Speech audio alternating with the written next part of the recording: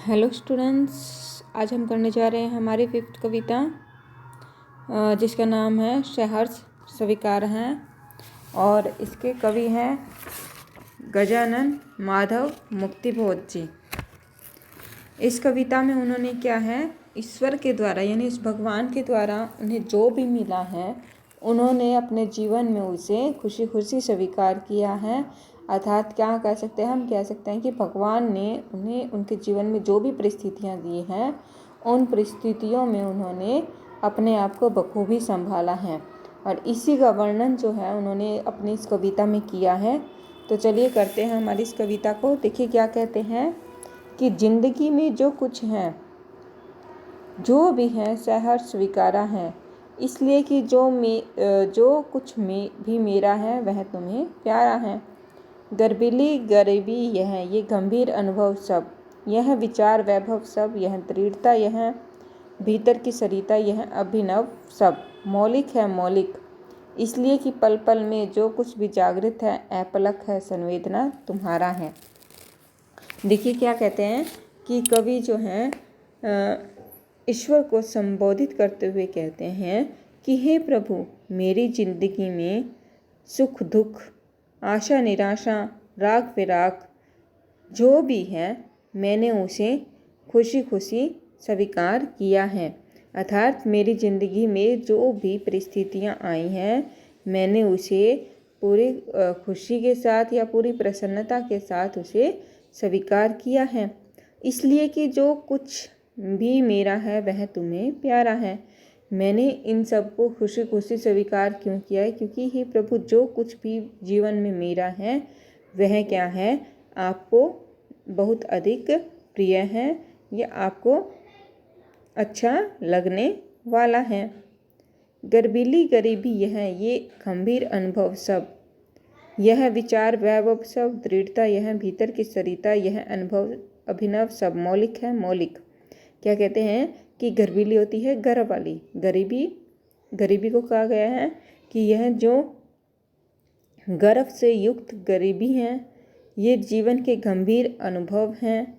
यह विचार रूपी ऐश्वर्य, वैभव क्या होता है, ऐश्वर्य होता है। यह श्रेष्ठ विचार जो हैं, दृढ़ता और आंतरिक सरिता सब कुछ क्या है, मौलिक है, इसमें बनावटी कुछ भी नहीं है, ये सब क्या है, मूल रूप से हैं। इसलिए कि पल पल में जो भी जागृत है अपलक है संवेदन तुम्हारा है। कि कवि कहते हैं कि इस जगत में, इस संसार में प्रत्येक पल जो कुछ भी दिखाई देता है, जो कुछ भी प्रकाशित होता है या जो कुछ दिखाई नहीं देता है वह सब क्या है, इस संसार में तुम्हारा ही संवेदन है। अर्थात तुम्हारे ही सुख दुख की अनुभूति है जो दृश्य रूप से प्रतिक्षण आंखों के समक्ष रहती है।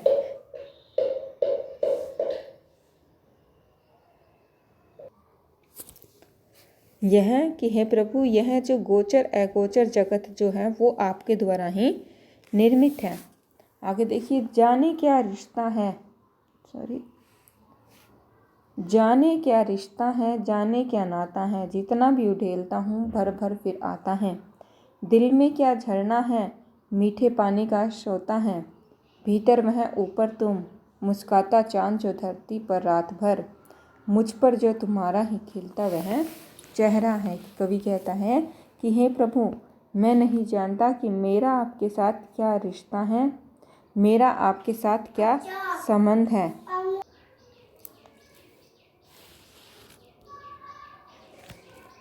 जाने क्या रिश्ता, जाने क्या नाता, कि क्या कहता है कि मैं नहीं जानता कि मेरा आपके साथ क्या रिश्ता है, मेरा आपके साथ क्या संबंध है। जितना भी उड़ेलता हूँ प्रेम भर भर फिर आता है। दिल में क्या झरना है, मीठे पानी का श्रोता है। पहले नीचे वाली लाइन क्या आएगी कि मेरे दिल में न जाने कौन सा प्रेम रूपी झरना मौजूद है। मैं इस झरने को जितना भी खाली करता हूँ वह बार बार फिर से ही अपने आप भर जाता है। अर्थात कवि का क्या अभिप्राय है, कवि का अभिप्राय है कि आपके प्रति मेरे हृदय में प्रेम रूपी झरना बह रहा है। मैं बार बार प्रयास करके इसे खाली करना चाहता हूँ परंतु यह फिर से भर जाता है। मीठे पानी का श्रोता है भीतर है, कि मेरे जो दिल में जो प्रेम रूपी झरना है वह मीठे पानी के स्रोते यानी अर्थात मीठे पानी के स्रोते के समान है। भीतर वह ऊपर तुम, कि मेरे अंदर जो है वो उसमें वहाँ तो मीठे पानी का स्रोत है अर्थात झरना मौजूद है, और ऊपर क्या हो, मेरे तुम हो। मुस्काता चाँद जो धरती पर रात भर मुझ पर त्यों तुम्हारा ही खिलता वह चेहरा है। कि क्या कहते हैं कि कवि कहते हैं कि जिस प्रकार से रात में मुस्काता हुआ खिलता हुआ चंद्रमा पृथ्वी पर अपने शीतल चांदनी बिखेरता रहता है, ठीक उसी प्रकार हे प्रभु मेरी आत्मा पर आपका ही चेहरा या स्वरूप खिलता रहता है, अर्थात मेरी आत्मा में सदैव आपका स्वरूप छाया रहता है। तीसरा देखिए, सचमुच मुझे दंड दो कि भूलूं मैं तुम्हें भूल जाने की। दक्षिण ध्रुव अंधकार अमावस्या शरीर पर चेहरे पर अंतर में पालूं मैं, झेलूं मैं उसी में नहा लूं मैं। कि क्या कहते हैं कि कवि कहते हैं कि हे प्रभु मैंने आपको भूल जाने की जो भूल की है उसके लिए आप मुझे वास्तव में दंड दीजिए, अर्थात जो मैं भूल जाने की जो मैं आपको भूल जाने की भूल जो मुझसे हुई है उसके लिए आप मुझे सच में कोई दंड दीजिए। आपको भूल कर जो मैंने अपराध किया है उसका मुझे दंड अवश्य मिलना चाहिए। दक्षिण ध्रुवी अंधकार अमावस्या शरीर पर चेहरे पर अंतर में पालूं मैं, झेलूं मैं उसी में नहा लूं मैं। क्या कहते कि जिस प्रकार पृथ्वी के दक्षिण ध्रुव पर अमावस्या के समान गहन अंधकार छाया रहता है, ठीक वैसा ही अंधकार अपने शरीर और चेहरे पर झेलूं मैं उसी में डूबकर स्नान कर लेना चाहता हूँ, क्योंकि क्या है आपसे घिरे और ढके हुए रहने का यह सुंदर प्रकाश अब मुझसे सहन नहीं होता है। आगे देखेंगे कि इसलिए कि तुमसे परिवेष्टित आच्छादित रहने का रमणीय यह उजेला अब सहा नहीं जाता, नहीं सहा जाता। ममता के बादल की मंडराती कोमलता भीतर पिराती कमजोर और अक्षम हो गई अब है आत्मा यह, छटपटाती छाती को भव्यता डराती है, बहलाती सहलाती आत्मीयता बर्दाश्त नहीं होती है।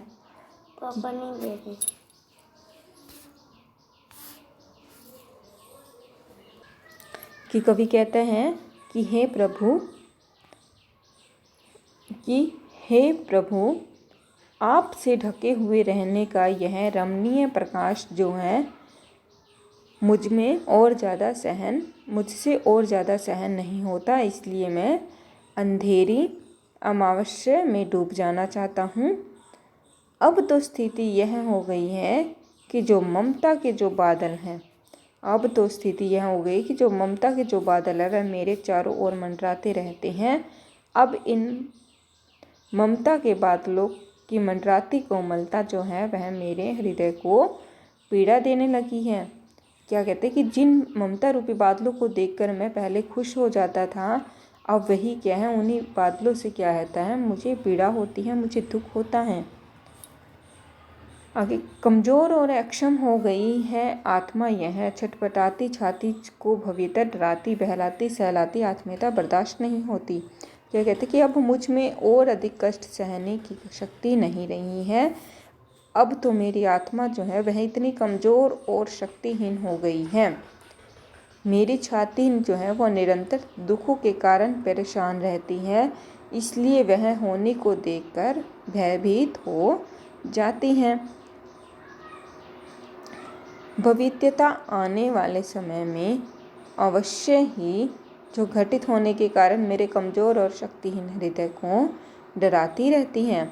कवि कहते कि अब तो स्थिति इतनी नाजुक हो गई है कि मुझे देखकर लोग सांत्वना देने लगे हैं और सहानुभूति प्रकट करने लगे था। मैंने जो अपने जीवन में जो दुख झेले हैं, जो परिस्थितियाँ मेरे जीवन में आई हैं, उनको देखकर क्या है लोगों को मुझ पर अब दया आने लगी है।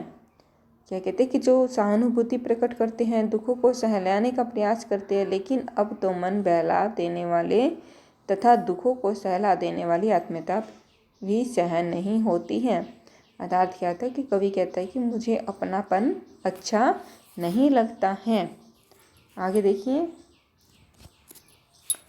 सचमुच मुझे दंड दो कि हो जाऊं पाताली अंधेरे की गुफाओं में, विप्रों में, धुएं के बादलों में, बिल्कुल मैं लापता लापता कि वहाँ भी हो, वहाँ भी तो तुम्हारा ही सहारा है। इसलिए कि जो कुछ भी मेरा है या मेरा जो होता सा लगता है, होता सा संभव है, सभी तुम्हारे ही कार्यों का वैभव है। अब तो जिंदगी में जो कुछ था, जो कुछ है, सहर्ष स्वीकारा है। इसलिए कि जो कुछ भी मेरा है वह तुम्हें प्यारा है। कवि कहता है कि हे प्रभु, आप मुझे वास्तव में दंड दीजिए, जिससे मैं पाताल लोक के अंधेरी गुफाओं में पाताल लोक की अंधेरी गुफाओं में बिलों में, विवर क्या होता है, बिल होते हैं, और धुएं के काले बादलों के बीच में सचमुच गुम हो जाऊं, कि मैं इन बिलों, गुफाओं और बादलों में इतना गुम हो जाऊं कि कोई मुझे ढूंढ भी न सके। लापता कि वहाँ भी हो तुम्हारा ही सहारा है। कि क्या कहते हैं, फिर वहाँ तो आपका ही सहारा है, वहाँ भी आपकी ही सत्ता है। कवि कहता है कि जीवन में जो कुछ भी मेरे पास है या मेरा संभव या होने वाला है, वह सब कुछ तुम्हारे ही कारणों का चक्र है, तुम्हारे ही कार्यों का ऐश्वर्य है। अर्थात मेरे संपूर्ण जीवन जो है उस पर तो आपका ही अधिकार है। आगे देखिए, जो कुछ भी मेरे पास है वह सब आपकी ही देन है और यह आपके कार्यों का ही परिणाम है। कवि का कथन है कि अब तो मेरी जिंदगी में जो कुछ भी राग विराग, सुख दुख या जो भी परिस्थितियां आई हैं, मैंने उसे अपने जीवन में खुशी खुशी स्वीकार किया है। अर्थात मेरे जीवन में जो कुछ है, जो था, उसको मैंने निर्विवाद रूप से, अर्थात बिना किसी विवाद के स्वीकार किया है। क्योंकि जो कुछ भी मेरा है, मेरे जीवन में मेरे पास है, वह सब क्या है, आपका ही है। अर्थात क्या है, वह सब आपकी देन है, जिसे मैंने खुश होकर स्वीकार किया है। इसका भावार्थ देखिए। भावार्थ हम कह सकते हैं कि कवि ने क्या है, इस कविता में जो कवि हैं, कवि के जीवन में उन्होंने जो भी परिस्थितियां प्राप्त की हैं, जो भी परिस्थितियां उनके जीवन में आई हैं, उन सब का श्रेय किसे दिया है, भगवान को दिया है। चाहे वो सुख की परिस्थिति हो, दुख की हो, उन सब का श्रेय उन्होंने भगवान को दिया है। और वो कहते हैं कि मेरे जीवन में तो मुझे सिर्फ एक आपका ही सहारा है, मुझे जीवन में और किसी की दया सहानुभूति की कोई भी आवश्यकता नहीं है। इसका काव्य सौंदर्य देख लीजिए। उपमा अलंकार आ जाएगा, अनुप्रास अलंकार, और कवि ने इसमें सुख दुख और जीवन में जो हमारी परिस्थिति होती है उसे सहन करने के लिए कहा है। तत्सम, तद्भव और विदेशी शब्दावली हैं। खड़ी बोली का प्रयोग किया गया है। मुक्त छंद है और बिंब योजना है। ठीक है, ये है हमारी कविता।